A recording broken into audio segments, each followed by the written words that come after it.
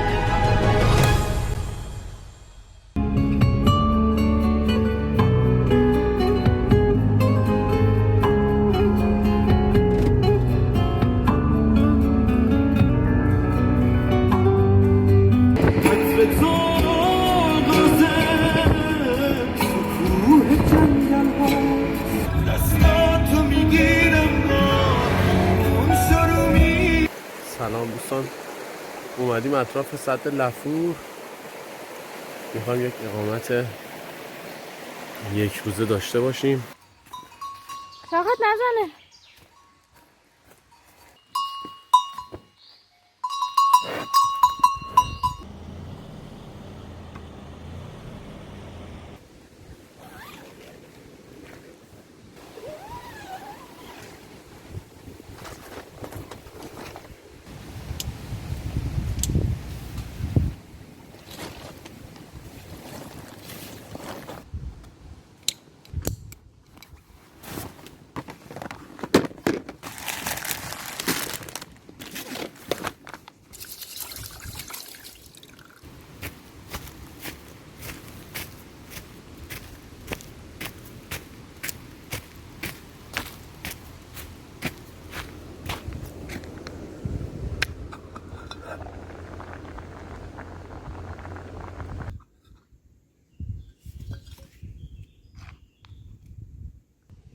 در جستجوی چوب.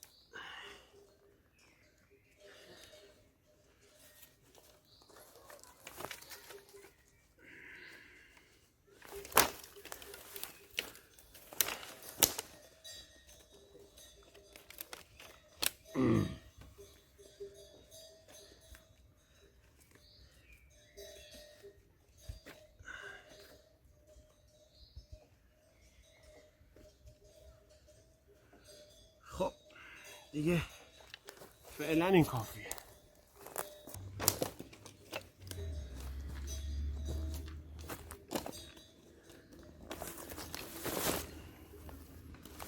منم چوبا رو جمع کردم و دارم میرم به سمت کمپ سایت.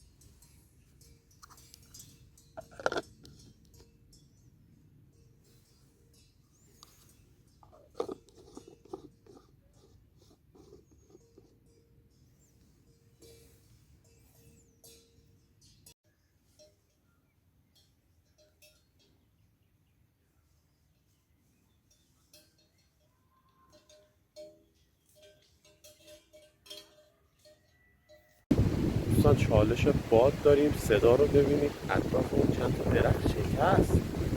من شانس آوردم که هم دو تا سه تا درخت دور و بر اون درخت خیلی محکمی هستند و اینکه مهار کننده های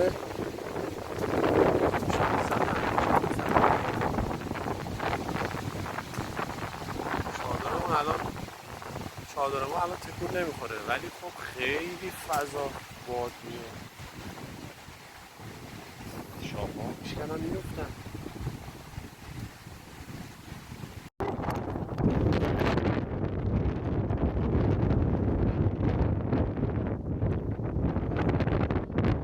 قیاسش رو با کفش هم میخوام ببینید. ما چون دیر رسیدیم کم چوب جمع کردم، حالا چوب جمع کنم. حالا اینو پیدا کردم.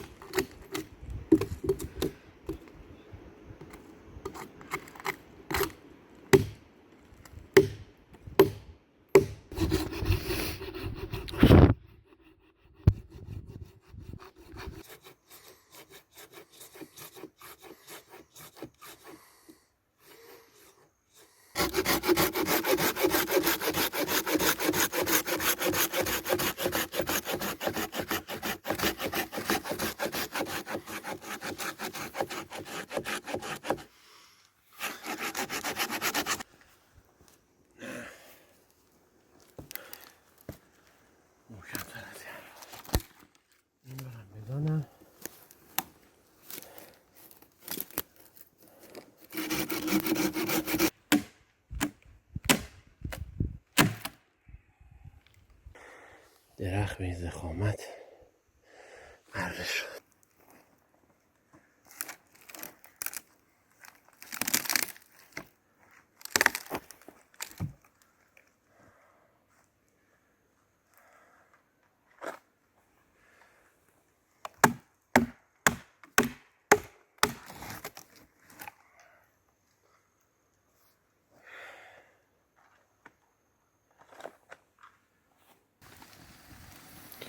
داریم شاممون رو آماده میکنیم بخوریم.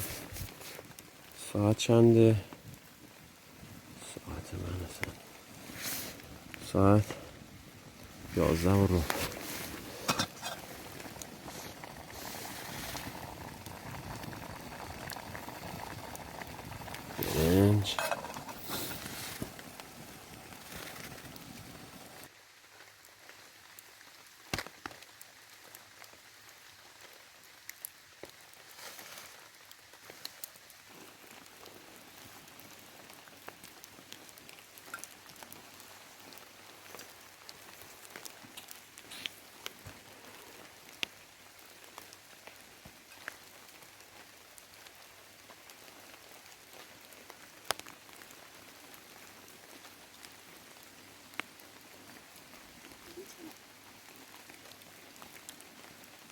نه خرس بود، بچه خرس بود. نه سگه.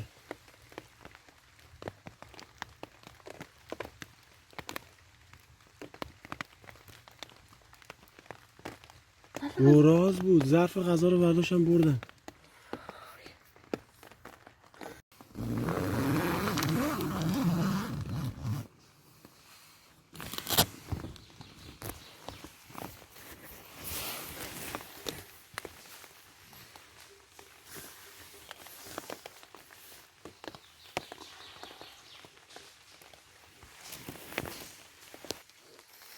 تا 11 خوابیدیم. الان هم بلند شدیم. دیروزم که اومدیم اینجا چند نفر اینجا پرسه می زدن. خیلی هم خسته بودیم، نتونستیم خیلی دور بشیم از جایی که آدم ها باشن. و جالب اینه که صبح که بلند شدن بودم اون کنده هایی که دیشب یکیشو خورد کردن، یکی از این همین آدم هایی که اومدن این اطراف یکیشو برداشتن بردن. خیلی جالبه. این دوباره درس عبرتی شد برام که وقتی میای کمپ باید از آدم فرار کنی.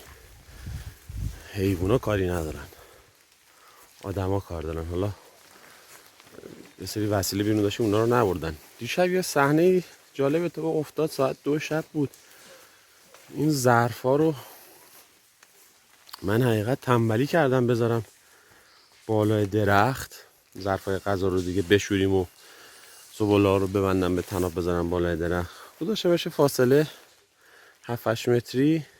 یهو دیدم که صدا میاد. شب اومدم سری چراغ انداختم، دیدم 2 تا حیوان بزرگ، دونه کوچولو راه رفتنش مثل خرس بود، ولی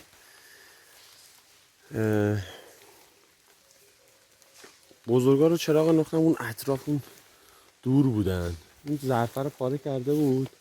دیدم صدا این ظرفا داره میاد. بعد صدا دادم تو چادر رو دست زدم و بعد از یه 20 ثانیه در چادر رو باز کردم، ظرف رو گرفته دهنش داره میره.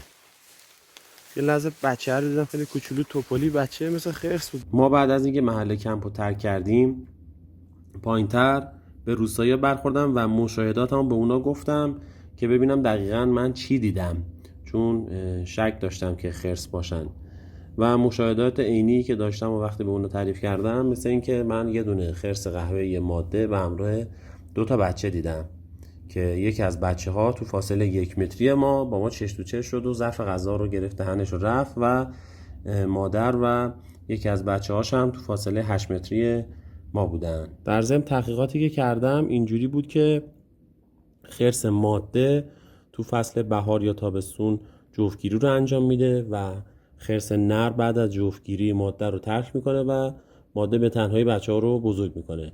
اوایل زمستون هم ماده بچه هاشو به دنیا میاره و خودش به تنهایی اونا رو بزرگ میکنه. پس عملا مشاهدات عینی من درست بوده. همچنین بچه ها تو سن کمتر رنگشون خیلی تیره تره، یعنی به قهوه‌ای سوخته یا تیره میره، مخصوصا این که من شب چراغ قوه انداخته بودم روی اینا، ولی خب مادرشو خیلی روشن‌تر دیدم.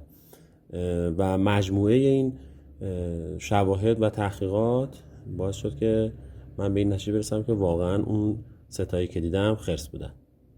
پشت من دریاچه رو میبینید، دریاچه لفوره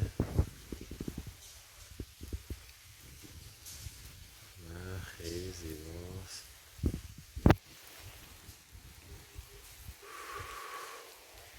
من کمپ ماست. چادر کچوا بلک وایت واقعا از دیشب زیر بارونه، یک قطره آب تو نیومده. تازه چون میدونستم بارون خیلی شدید نیست،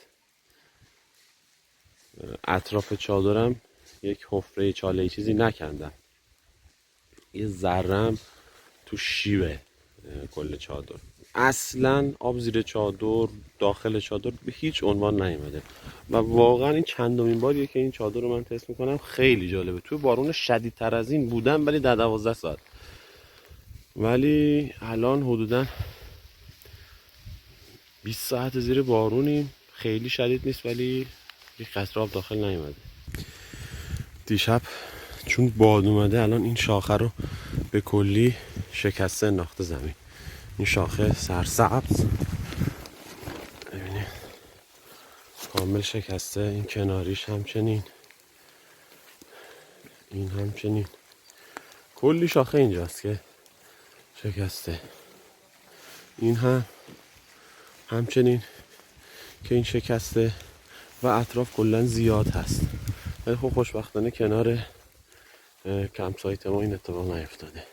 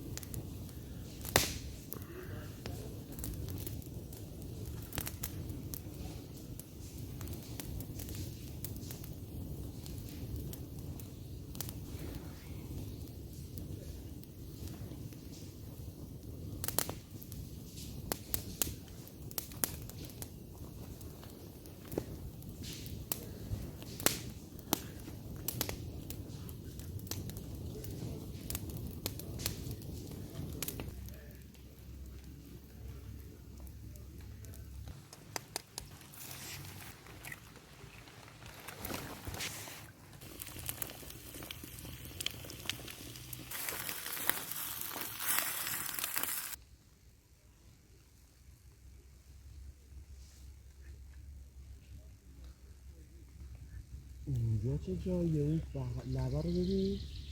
آره. اینجا دیگه. یه جزیره کوچولویه. شفت جزیره. رو رفتنی باید بریم مسیرمون رو پیدا کنیم.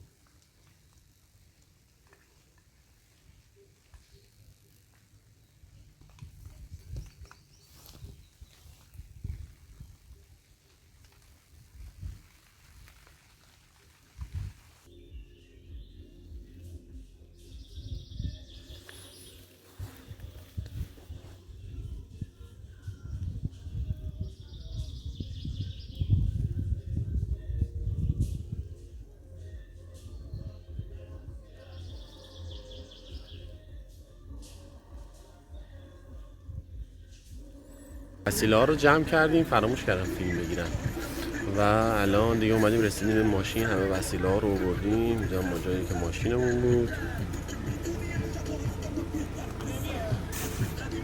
پیروز و موفق باشید.